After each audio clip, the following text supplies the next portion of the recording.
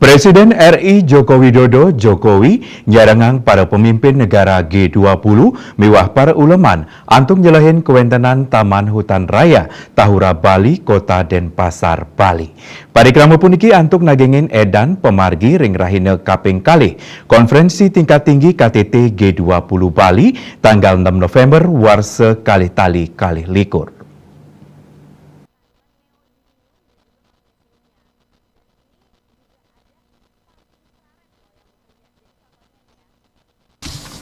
Presiden Rahuring Tahura sautara galah pitung semeng sinambi nyantosang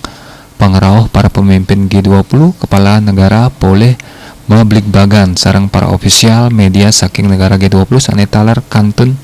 nyantos para tamu undangan presiden kaketus saking setkap.go.id kapanggih nyobiahang ngeninin indik Tahura Bali majang para jurnalis ini cap sadurungnya ritat kala nureksain pidada bering Tahura reng sejroning nyangre pengerauh para pemimpin dunia tanggal 6 Oktober sanelintang Presiden Jokowi maosang yening kawentenan Tahura Bali pacang kadadosan genah sane nyinahang rasa urati Indonesia majang palemahan ring ajeng jagate Tahura pacang kadadosan genah utama indik usaha ngurati yang palemahan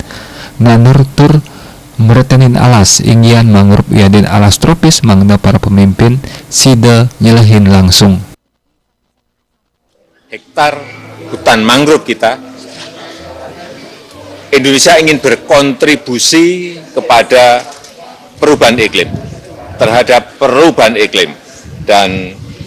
di Tahura Ngurah Rai ini adalah sebagai sebuah contoh sukses story bagaimana 1.300 hektar hutan mangrove itu ditanam, diperbaiki, dipelihara, yang ini sebelumnya adalah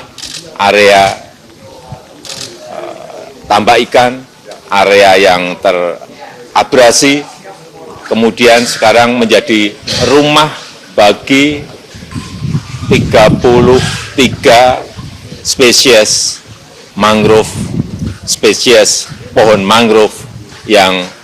juga ini menjadi rumah bagi lebih dari 300 fauna seperti ikan, udang,